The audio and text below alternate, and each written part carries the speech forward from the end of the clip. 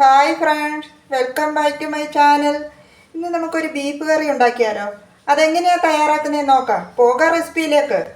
അതിനുവേണ്ടി ഞാൻ കുറച്ച് ബീഫ് എടുത്തിട്ടുണ്ട്. ഇത് 1 കിലോ ബീഫുണ്ട്. ഇതാണെങ്കിൽ കുക്കറിനകത്ത് വെച്ച് ഞാൻ വേവിച്ച് വെച്ചിരിക്കുകയാണ്. ഇതിൻ്റെ നെയ്യാണ് ഈ കിടക്കുന്നത്. ഇതിൽ ഞാൻ മഞ്ഞൾ പൊടിയും ഉപ്പും കൂടി ഇട്ട് ഞാൻ വേവിച്ച് വെച്ചിരിക്കുകയാണ്.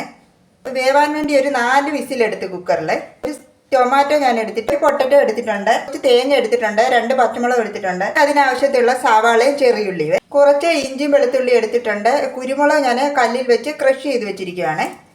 ബീഫ് വേവിച്ച വെള്ളമാണ്. ഇതിലേക്ക് കുറച്ച് വെളിച്ചെണ്ണ ഒഴിച്ചു കൊടുക്കുവാണ്. ഇനി ഈ തേങ്ങ ഇട്ട് കൊടുക്കാമേ.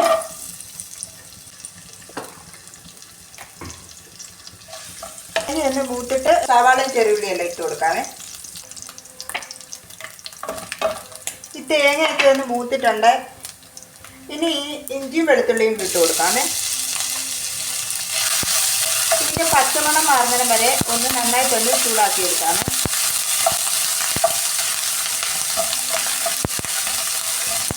ഈ പച്ചമുളകും കൂടി ഇട്ട് കൊടുക്കും.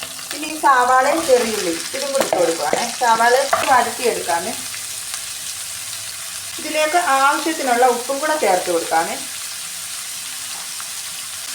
ഞാൻ കുറച്ച് മഞ്ഞൾ പൊടിയും ഇട്ട് കൊടുക്കുവാണ്. ഈ ക്രഷ് ചെയ്ത് വെച്ചിരിക്കുന്ന കുരുമുളക് പൊടിയെ ഇതും കൂടെ ഇട്ട് കൊടുക്കുവാണ്.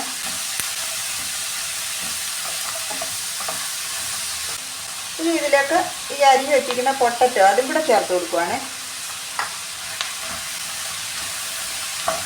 ഈ പൊട്ടറ്റോ ചേർക്കുമ്പോൾ ബീഫ് കറിക്ക് നല്ലൊരു ടേസ്റ്റ് കിട്ടും.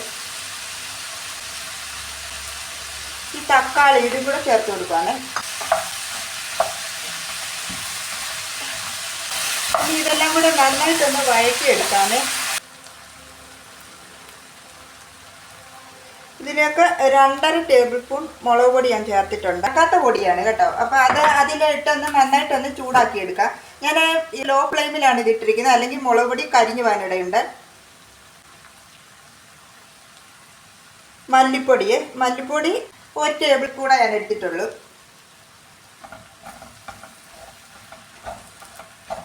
ഇനി ഇതെല്ലാം കൂടെ നന്നായിട്ടൊന്ന് ചൂടാക്കി എടുക്കാം. ഇത് ഞാൻ എടുത്തിരിക്കുന്നത് കാശ്മീരി ചില്ലിയാണ്.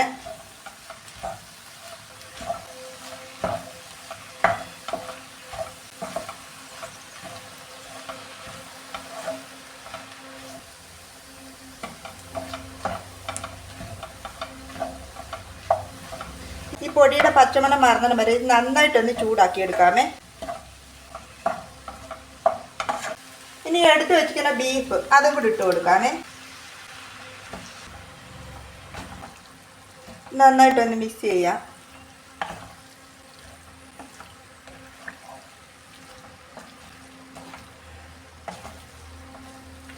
ഇതിൽ ഗരം മസാല ഞാൻ ഇപ്പോൾ ചേർത്ത് കൊടുക്കുന്നില്ല. ഇനി ഇതിലേക്ക് ആ ബീഫ് വേവിച്ച് വെച്ചിരിക്കുന്ന വെള്ളം അതും കൂടി ചേർത്ത് കൊടുക്കുവാണേ.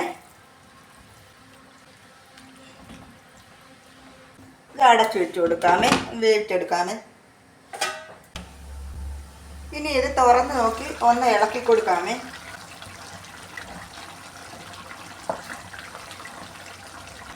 അടച്ചു വെച്ച് കൊടുക്കാമേ. ഇനി ഇതിൽ ഗരം മസാല ചേർത്ത് കൊടുക്കാമേ. ഇതിൽ പട്ടയും ഗ്രാമ്പും കൂടെ ഒന്ന് പൊടിച്ചത് അതുകൂടെ ചേർത്ത് കൊടുക്കുവാണ്. ലീഫ് കൂടെ ചേർത്ത് കൊടുക്കുവാണ്. ഇനി ഗരം മസാല പൊടിച്ചത് ഇത് ഞാൻ വീട്ടിൽ പൊടിച്ചെടുത്തതാണ്. ഇത് ഞാനൊന്ന് ചൂടാക്കി വെച്ചിരിക്കുകയാണ്. ഇതും കൂടെ ചേർത്ത് കൊടുക്കുവാണ്. ഞാൻ 2 ടേബിൾ സ്പൂൺ എടുത്തിട്ടുണ്ട് ഗരം മസാല. ഇതെല്ലാം കൂടെ നന്നായിട്ടൊന്ന് മിക്സ് ചെയ്യാമേ.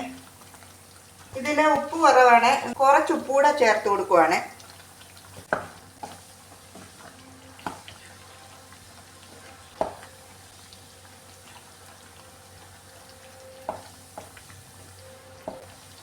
ഇതെല്ലാം നന്നായി വെന്ത് കറി ഒന്ന് വറ്റിയിട്ടുണ്ട്. ഇനി ഇതിലേക്ക് കടുക് പൊട്ടി ചേർക്കാമേ.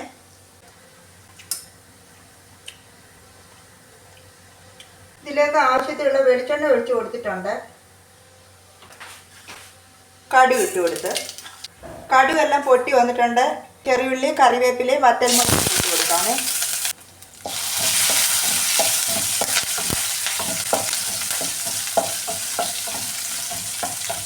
ഇതെല്ലാം ഒന്ന് മൂത്ത് വന്നിട്ടുണ്ട്. ഇത് ഇതിലേക്ക് ചേർത്ത് കൊടുക്കാമേ.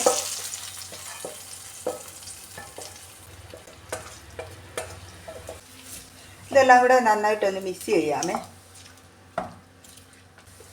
ഞാൻ ഇതിൻ്റെ ഫ്ലെയിം ഓഫ് ചെയ്തിട്ടുണ്ട്. ഇതെല്ലാം ഞാൻ നന്നായിട്ട് മിക്സ് ചെയ്തിട്ടുണ്ട്.